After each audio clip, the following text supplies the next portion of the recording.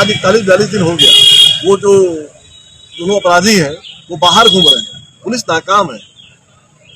मतलब ये लड़कियों के ऊपर उंगली उठाना एक बहुत आम बात हो चुकी है और वो वही कर रहे हैं कि लड़की के ऊपर उंगली उठा के कैसे भी इसको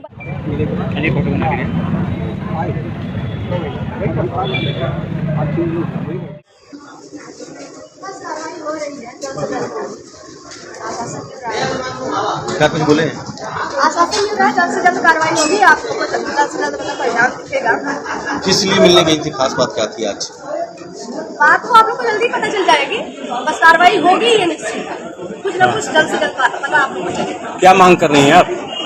आज इस तरह की कार्रवाई चाह रही है? कुछ तो मांग अब वही जो पहले था कि वो लोग बचने नहीं चाहिए, वो लोग का जैसे मेरे भाई को मारे वैसे मरने चाहिए, वही हमारा मांग। उनके घर के मामले में जांच चल रही थी, उसका कुछ आपको जान? वो जल्दी आप लोग को पता चलेगा, बस जल्द ही पता चलेगा। डर आपको भी है? डर तो रहेगा ही सर, अभी वो छुट्टी अभी इधर जब कब मार देंगे तो पता नहीं है, डर तो बहुत ज्यादा है। लेकिन ये है कि जिस तरह से भाई सरकार हमको कह रही है कि समझ लीजिए आश्वासन जिस तरह से दिया जा रहा है उस तरह से हमको कार्रवाई जल्द से जल्द होगी। हाँ हाँ, तो कार्रवाई जल्द से आप संतुष्ट है कि आगे आपका कोई रणनीति है? आंदोलन पे बैठेंगे? अगर कार्रवाई जल्द से जल्द नहीं होगी तो भाई वो तो हमारा है कि हम अपना लड़ते रहेंगे, धरना देंगे, जो हमको करना चाहिए सब हम करेंगे कि हमको जल्द से जल्द कार्रवाई चाहिए। फिलहाल आप संतुष्ट हैं? अगर 1 से 2 दिन में हमको कुछ अच्छी कार्रवाई देखने को मिलती है तो कुछ तो संतुष्टि आएगी, आप कुछ तो किया जा रहा है। हाँ। अगर नहीं होता है तो आगे बताएंगे। बस यही अपना मतलब बताने आए थे कि हमें जल्द से जल्द कार्रवाई चाहिए और उसी तरह से हमको आश्वासन भी मिला, जिस तरह से हम आए थे उसी तरह से हमको आश्वासन मिला है 2 से 1 दिन में हमको अच्छी कार्रवाई देखने को मिलेगी। किस तरह की कार्रवाई देखने को मिलेगी? बस जब दिखेगी तो आप लोग को भी दिखेगा वो चीज़, और वो हम बोल नहीं सकते हैं, बस हम इतना जानते हैं कि जैसे हमको आश्वासन दिया जा रहा है हमको अच्छी कार्रवाई देखने को मिलेगी। संतुष्ट हो इस बात में?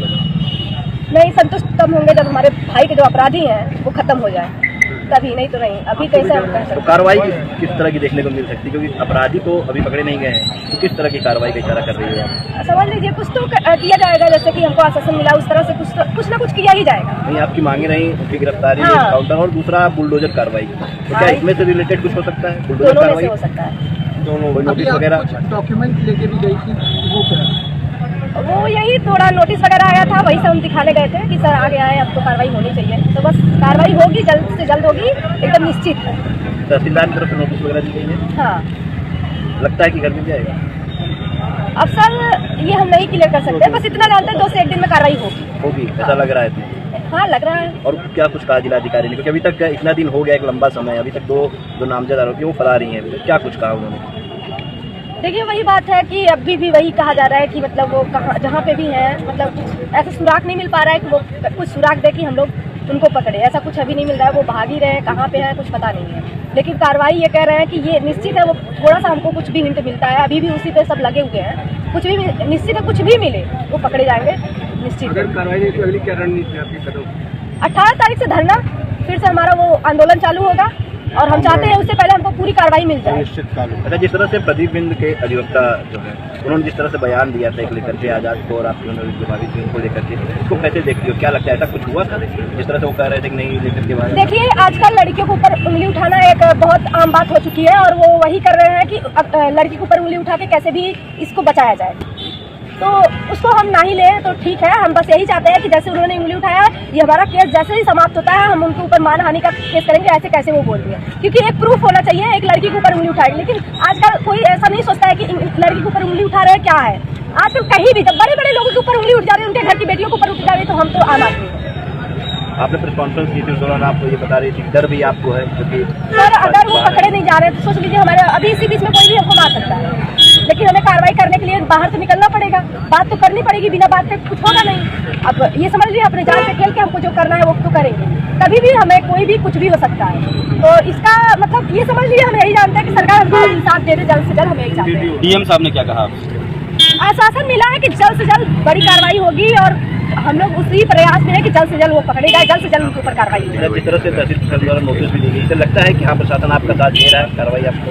क्या तुम्हें विश्वास है? प्रशासन के ऊपर ही विश्वास है और कौन सुनेगा हमारा, वही तो सुनेंगे। और विश्वास है, हमें लग रहा है कि कार्रवाई जल्द से जल्द बड़ी से बड़ी कार्रवाई करेंगे। ऐसे ही अनुराग यादव का मामला था, उसमें भी तहसीलदार के यहाँ से इसमें- आदेश हो गया था बेदखली का, लेकिन कार्रवाई नहीं हुई। हम इसमें ढिलाई नहीं चाहते हैं, अगर ढिलाई होती तो हम यही जानेंगे प्रशासन बचाने की कोशिश करिए। अगर प्रशासन किसी पे कार्रवाई हमको दिखा देगी अच्छी खासी, तो हम जानेंगे भाई कार्रवाई कर रही है, हमारे भाई के अपराधी अब नहीं बचेंगे। चाहिए। मुखिया जिलाधिकारी से मिलने के लिए, क्योंकि जिलाधिकारी के तहसीलदार न्यायालय सागंज के यहाँ से आदेश हुआ है कि सोले और भोले राजभर ये जो दोनों अपराधी हैं, आप लोग को सबको ज्ञात है कि बड़ौर में एक दूल्हा हत्याकांड हुआ था, उसमें दूल्हे को गोली मारकर उसकी हत्या कर दी गई।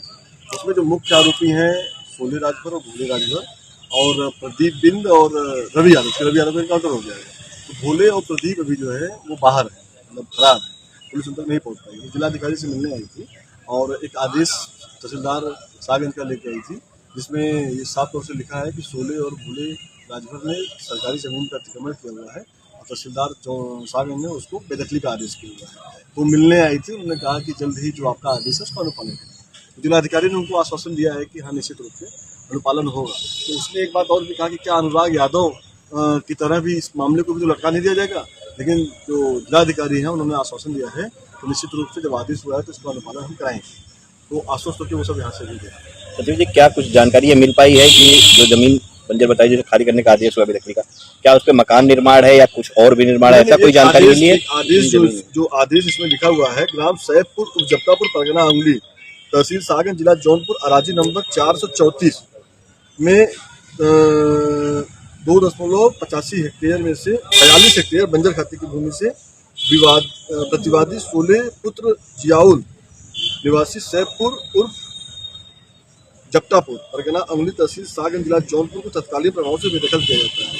क्षतिपूर्ति मुआवजा जो है जो उसे लेना है वो 2,28,900 रुपये अवधारित किया गया है, जो 10 रुपये निष्पादन व्यय सहित प्रतिवादी से वसूल हो।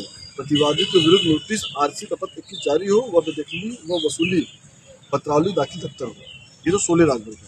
ठीक इसी तरह से भोले राजभर के ऊपर भी एक ऐसा ही एक आदेश पारित हुआ है। तो अब उसको देखना पड़ेगा कि उसमें मकान बना है कि नहीं बना है, लेकिन अगर इतना बड़ा मुआवजा लगाया गया है तो निश्चित रूप से उस मकान ही होगा जो तोड़ने में उसमें पैसा खर्चा आएगा, तो सरकार उसी को वसूली के लिए उसको तोड़वाने के लिए उसको पैसे लगाएगी। लग रहा है आपको कि कार्रवाई हो जाएगी? बतौर अधिवक्ता आपने अनुराग यादव का केस देखा था, उसमें भी बेदखली का आदेश हुआ था। देखिए, जिस तरह से अनुराग यादव की केस को, अनुराग यादव के मुकदमे को प्रशासन के द्वारा लटकाया गया और ये मौका दिया गया, मुझे लगता है कि सरकार पूरी तरह से नहीं चाहती थी कि अनुराग यादव में उस मकान को जो बंजर खाते की भूमि पर दिया था वो उखड़े, क्योंकि जो सरकार की ही जमीन है और सरकार खुद से अगर अपनी जमीन को नहीं बचाना चाहती है, नहीं बचा पा रही है और वो मौका दे रही है विपक्षी को कि वो अपील करे, वो हाई कोर्ट में जाए, तो निश्चित रूप से सरकार के ऊपर सवाल का निशान लग रहा है। जो सरकार है, जो है भारतीय जनता पार्टी की सरकार है, जो योगी आदित्यनाथ की सरकार है, जीरो टॉलरेंस वाली सरकार, पूरी तरह से फेल है। अपराध यहाँ पर चरम पे है, आए दिन हत्या हो रही है, आए दिन बलात्कार लूट हो रहा है, आए दिन लोग पीड़ित हैं, वो अपनी जान की सुरक्षा को लेकर घूम रहे हैं, लेकिन सरकार को बिल्कुल भी उस तरफ ध्यान नहीं दे रहा। आज 41-42 दिन हो गया, वो जो दोनों अपराधी हैं वो बाहर घूम रहे हैं, पुलिस नाकाम है। मतलब ये एक शर्म की बात है कि प्रशासन पूरी तरह से फेल है। महंगाई का हालत देख लीजिए, गैस सिलेंडर की आए दिन वृद्धि हो रही है, डीजल पेट्रोल में आए दिन वृद्धि हो रही है। आप जो है कह रहे हो कि हम विश्वगुरु हैं, आपको अमेरिका ललकार रहा है। तो ये भारतीय जनता पार्टी की सरकार, जो नरेंद्र मोदी की सरकार है और जो योगी की सरकार है, ये पूरी तरह से फेल है और मुझे नहीं लगता कि इस सरकार में किसी को न्याय मिलेगा। ठीक है, लड़ाई हम लड़ रहे हैं, अधिवक्ता है, हम हारेंगे नहीं।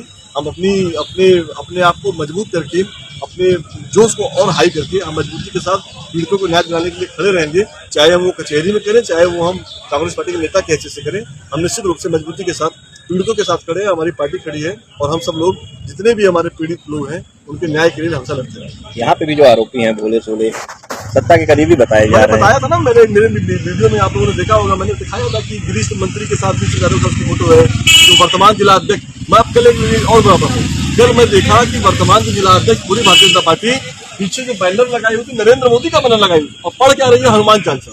अरे दुर्भाग्य है, ये कष्ट की बात है। हमारे हिंदू में होने पे मुझे एक दुख इस बात का है कि हमारी जो परंपरा है, जो हमारा हिंदुत्व है, उसको ये बेच रहे हैं। पीछे नरेंद्र मोदी की फोटो लगा के हनुमान चालीसा करें। अरे बजरंग बली की फोटो जहाँ होनी चाहिए वहां नहीं है, वहां पे नरेंद्र मोदी की फोटो है और इसमें नरेंद्र मोदी की पूजा कर रहे हैं। अरे मतलब किस राह पे जा रहे हो, इस देश को कहाँ लेके जा रहे हो?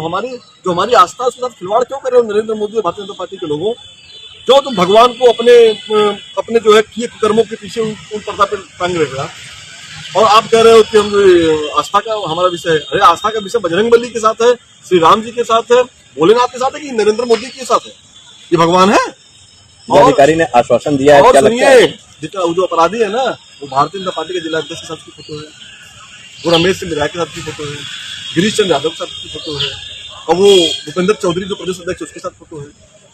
तो सवाल तो यही है, तो फिर क्या ऐसे में कैसे कैसे आदेश का पालन हो पाएगा, बेदखली हो पाएगी? अरे यार, मैंने फिर इसी बात को कहा कि अनुराग यादव बेचारे को न्याय नहीं मिल पाया, हाईकोर्ट मामला लटक गया।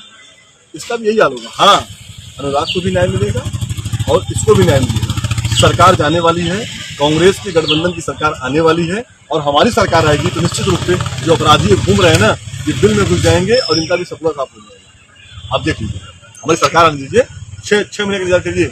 6 महीने में भारतीय जनता पार्टी की विदाई तय है, ये जा रहे हैं, इतना बजा के जा रहे हैं, और कांग्रेस पार्टी की गठबंधन की सरकार आ रही है।